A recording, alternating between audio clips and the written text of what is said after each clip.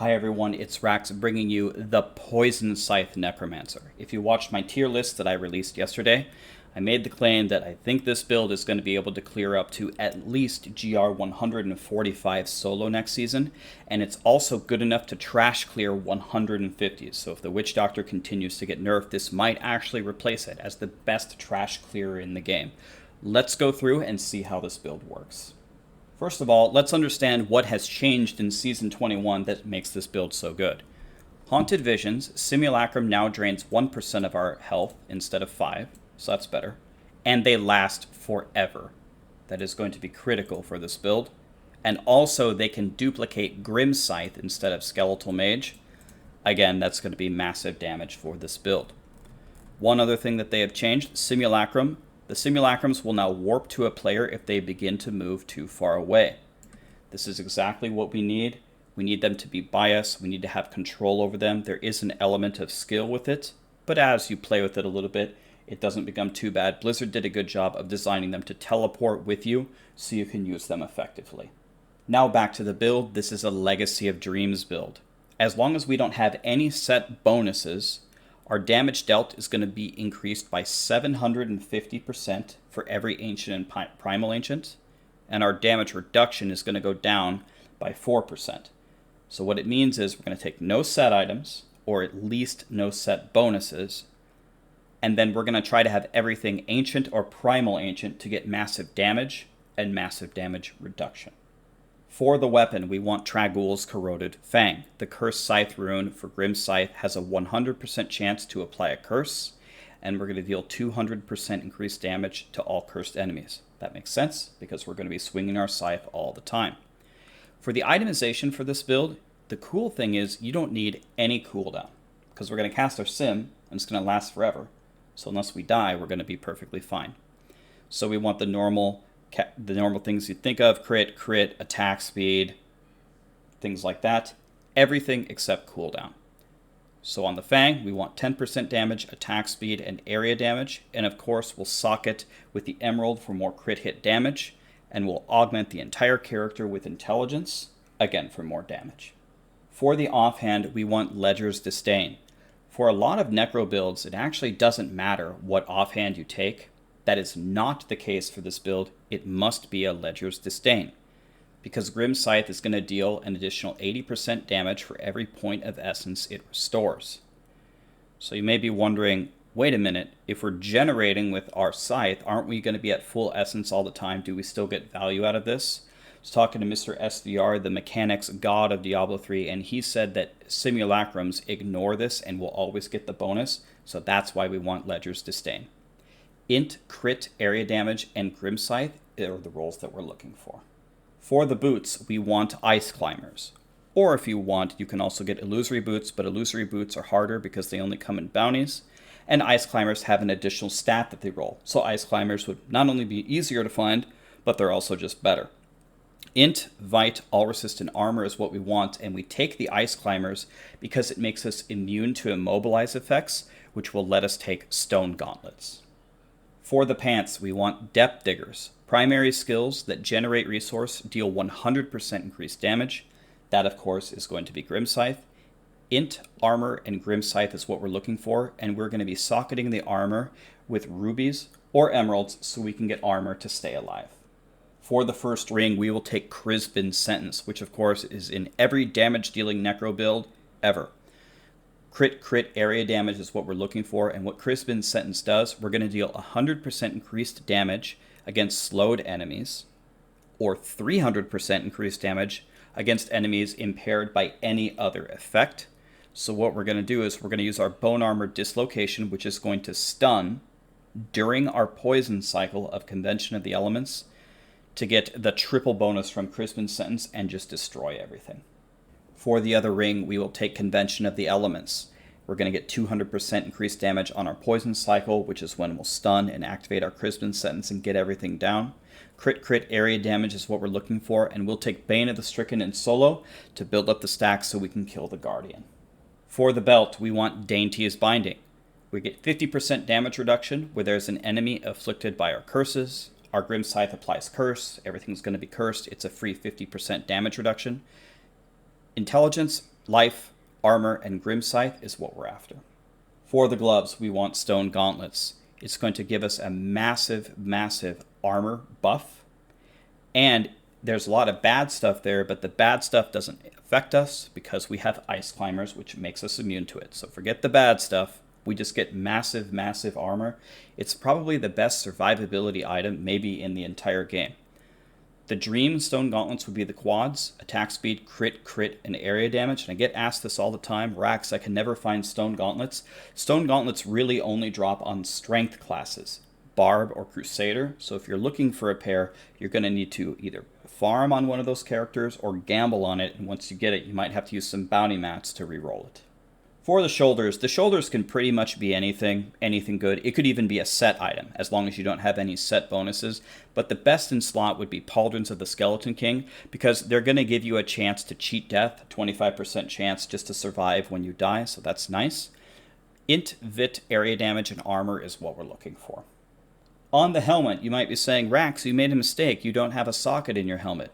There's no mistake here. We don't want a socket. We don't need any cooldown, and we don't want the life. What we want is Andariel's, because Andariel's is the only helmet that can roll elemental damage, and we want the Andariel's to roll poison. So we'll go poison, int, attack speed, crit on the helmet with no socket.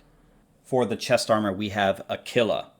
As long as we're above 90% resource, we're going to reduce our damage taken by 50%. That's going to be all the time, because we're going to be swinging our scythe, generating essence all the time.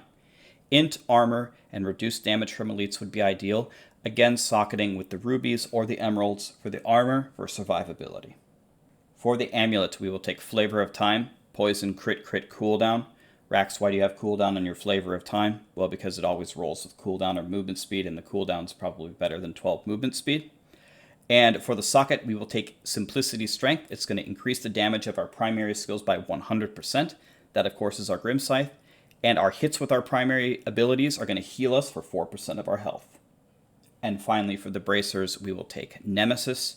Whenever we get to a pylon, we're going to be able to Nem an elite. This may especially be helpful on the boss. After we stack Stricken for a while, we could Nem a shield or a power or something and bring them over to the boss and use our area damage to kill him. Poison, intelligence, crit, and armor would be the ideal rolls here. For the skills, Simulacrum, of course we need this to create our little friends that are going to swing our scythes with us, and Blood and Bone is going to give us an extra Simulacrum, so that's why we take that, and they're going to last forever. So pretty much cast it once, and if everything goes well, you'll never die, and that's all you need to do. Now, for the next 4 skills, we're just going to take 4 poison abilities, because we have a Nair's Black Death in the cube. Every different poison skill that we use increases the damage of the other poison skills by 100% for 15 seconds. So we're essentially just taking a bunch of poison skills that are going to let us get that multiplier very high. So Bone Spear or Blighted Marrow. The reason I like Bone Spear is you can throw it very far away and piss off monsters and convince them to run to you. That's why I like the Bone Spear. I like Siphon Blood because it's a generator. Generators are good because they don't spend essence, and not spending essence means that you get to keep your Aquila buff for longer. Bone Armor Dislocation is needed not only for the survivability, but because it's a stun, which applies our Crispin sentence that we will apply on the poison cycle of our Convention of the Elements. And Bone Spikes, Bone Pillars, I like this again because it's a generator, so we don't drop our Aquila buff. And then, of course, Grim Scythe, Curse Scythe. This is what does all of our damage. This is what applies our curses. This is what we're going to be swinging after we apply our Bone Armor in the poison cycle to kill everything. For the passives, Spreading Malediction, we're going to get a 1% damage bonus for every enemy afflicted by one of our curses. As we swing our scythe, everything's going to be cursed. We're going to get a big multiplier. Swift Harvesting, our Grim Scythe is going to attack 15% faster. It's just going to be more damage. For this slot, you've got 2 choices. You can either take Standalone or Cheat Death. I like Standalone a lot better because I'd rather just be extremely tanky and just learn to survive like that, rather than being more squishy and relying on a Cheat Death to save me. So, and another thing is Standalone synergizes very well with Stone Gauntlets with the 100% increased armor buff. And finally, Eternal Torment. Our curses cost 50% less and they last forever. We don't have a curse on our bars, but when we swing our scythe and apply a curse, they're going to last forever. In the cube, Nair's Black Death, we already explained this. We use a ton of poison skills to get a major multiplier. Illusory boots are needed because they're going to let us move through enemies and move to the Oculus rings. And finally, Haunted Visions, as we explained on the PTR, it's going to drain 1% of our health, it's going to make our sims last forever, and it's going to make our sims duplicate Grim Scythe. It's exactly what we need. Now, what changes would we make if we wanted to be a meta trash clearer in the 150s versus solo? First thing, we're going to drop Flavor of Time for Squirt's Necklace. We're going to have supports that are going to be shielding us and give us massive survivability. So Squirt's Necklace is going to give us double damage. We're going to swap the NEMs for Ancient Parathon Defenders, or APDs. Every enemy stunned around us is going to give us 12% damage reduction. It's going to keep us alive and keep our Squirts buff up. We're going to cube Depth Diggers, and we're going to wear Swampland Waders. Swampland Waders are the only pants in the game that can roll poison elemental damage, and the way that you get it is from a Witch Doctor. And finally, we're going to get rid of the Ice Climbers because we don't need them, because not only does the Ignore Pain make us immune to the Stone Gauntlet debuff, but also the Monk's Inner Sanctuary will be fine. So we will take the Illusory Boots here this time, that way we can simply move through enemies without getting blocked. Then down here, we need to put Depth Diggers in the cube. And it needs to be this way because you cannot cube Swampland Waders. Because if you cube Swampland Waders, you're going to get the power of Sacrifice deals 400% damage. And the only reason we take these pants is for the elemental damage. So it must be wearing Swampland Waders and cubing Depth Diggers. Otherwise, the skills and the passives are exactly the same. And now for the Paragon points. In core, max move speed first, then you're going to pour pretty much everything into intelligence, and just put in enough vitality so your Necromancer can survive. In offense, go for crit, then attack speed, and then cooldown last. It's not really very helpful for us. In defense, take armor, then life, then all resist, and then life per second. And finally, in utility, take area damage, then life on hit, then reduce cost reduction, and Goldvine does absolutely nothing for us. Alright, let me take you into a clear that I did on the PTR. I had 7,000 Gons on the PTR. I can't remember how many of them I was using. I don't think it was all 7,000.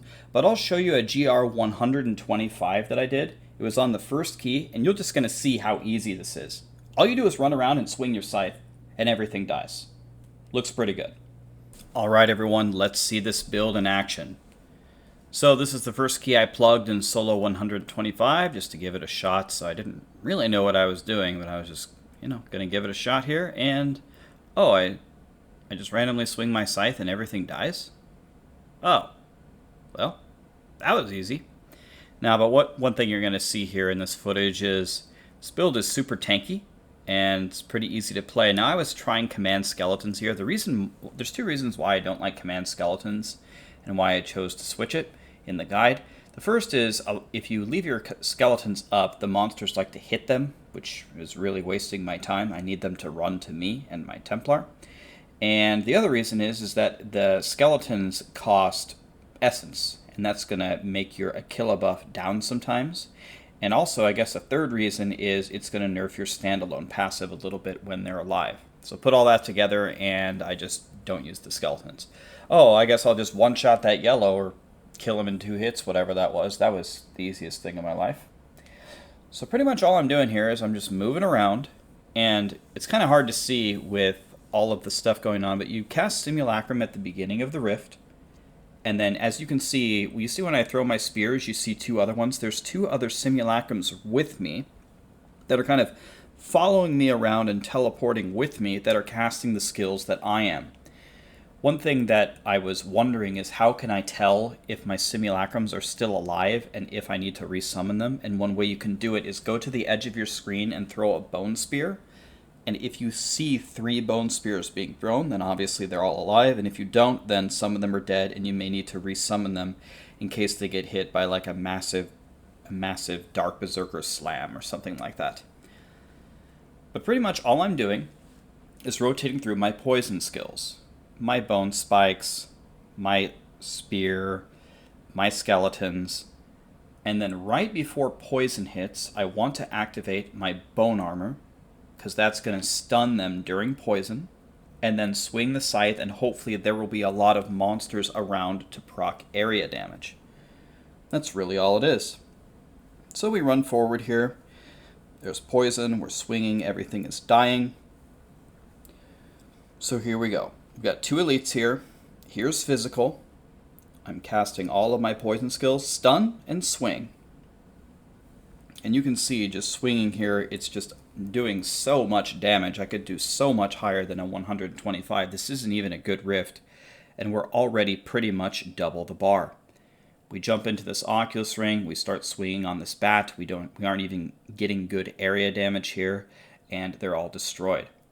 Now one thing you might be asking is, well, since you're not grouping up the monsters very well, is it a good idea to take the golem? Well, I tried to take the golem. The problem is since we aren't using Enforcer, the golem seems to die all the time. So there was big downtime, and taking the golem is going to mean that you're going to need to pick up cooldown in other places or take the golem skin pants. If you take the golem skin pants, you need the depth diggers, so what are you going to do? Cube the depth diggers, and then you're going to either lose ice climbers or illusory boots. Maybe you could lose the illusory boots and take blood rush, but it gets a little weird. But here we've got a power pylon. Let's see what we can do with it. Let's see what happens when we mix this build with a power pylon against a couple of elites. So we're just swinging here, trying to weaken him a bit, and we're going to move up, and let's see. And remember, we have Nemesis bracers on this build, so you get an extra elite out of everything, and it really helps with the area damage, and of course it will help us on the Guardian. So here's our poison. We stun. And one yellow dies instantly, and the other one is dead instantly. I mean, what is this build? It's just so ridiculous. I can't even believe how strong this is. Let's see if there's... Oh, well, I killed that in one swing. Let's see... Okay, here's another yellow. Let's see how this goes. So we're going to gather everything up. Here comes poison. Stun. Oh, dead instantly. Well, that was hard. So you can see, I don't know how many, I couldn't tell you how many Paragon points I had in this because when I'm on the PTR, guys, I'm changing things around so often. I'm changing my build all the time. I'm changing the gems. I'm changing my Paragon points. I'm changing characters. It's hard for me to remember. In the future, I need to actually document it better. That way I can tell you guys. But I can tell you this 125 was an absolute joke. No conduit, and we're more than double the bar, and that map wasn't even good. So that's why my friend, Mr. Matt SVR, if you guys know him, he's one of the best players in the world, he did a 140 on the PTR with no conduit at 5,000 Paragon. And I don't even think it was that hard for him. So you add a conduit and you add a really good rift, and 145 is going to be well within its reach. It wouldn't actually be impossible. It's not impossible that this Poison Scythe build could actually be the highest clearing solo build in Season 21. It could beat the Witch Doctor and the Satyr, but we're just going to have to see. So we nem the Elite. I take a couple of swings. He's already at half health. I mean, this build is just ridiculous. And if you notice, before I picked up the shield, obviously not now because I'm literally immortal, but I was pretty much immortal the whole time. The way I've set up this character is so tanky with the Stone Gauntlets, with the Aquila, with the Standalone, especially if you don't take the Command Skeletons and don't break your Aquila and don't get, lose value on the Standalone. It's so tanky. That's why this build is going to be pretty good for hardcore. This wouldn't be a good farming build. It's very slow. But I mean, for solo pushing, all you got to do is run around and swing your Scythe and stun on poison and try to gather monsters around the Elite. And that's all there is to it. So we're going to turn into a Lumberjack here. We stun, we swing, we swing. We've got a Flavor of Time, so we have a shield for literally 1,000,000 years. And I'm content with him this low, just to swing, swing, swing. And remember, when we're swinging, we apply the Frailty rune. So we only have to ever get a monster to 15% health to kill something. So you can see the quality of life on this build is very, very high, especially compared to a lot of the other solo Necro builds. Did I just literally kill that yellow in one hit? I mean, or was that a blue? What was that? How did that Elite just die? I don't know, man. It's pretty ridiculous, especially if you could get a map with a little bit more density than this and you're very patient and only swing on poison. Anything can happen here. So I need to save that pylon for the boss. What we're going to do is we're going to stack Stricken on the boss for a bit. Then we're going to nem the pylon and bring the Elite in. Bring him over, and then we're going to use the area damage to get him down. So here we are. We're on Perdition. So we're just going to stack Stricken for a while. If you were in a super, super high tier, you would need to sit here for a while and stack Stricken. And of course, like always, we want to stun on our poison cycle. So we're in cold right now. When it rolls around, why did I just stun there? Such a bad Necro. We're supposed to save our stun for poison, Ryan. Come on, dude. Alright, so next poison, we need to save our stun. Okay, so here comes physical. Necros only have 3 elements, so here comes poison. We activate our poison skills and we stun. I mean, do we even really need this Nem Delete? We already have him at, what is it, about 85% health. I'll take the pylon already. Let's see what happens. This is where the command skeletons are annoying. They were fighting my skellies for a bit, and you can see the Rift Guardian's health is just getting destroyed now, because there's ads around proccing the area damage on him, and he just can't survive. So there's the stun and poison. We took away 50% of his HP. He's certainly going to die on the next poison. Here we are, and that's all she wrote. Thank you so much for watching, everybody. Leave any questions or comments down below. This is a great build for the Necro in Season 21.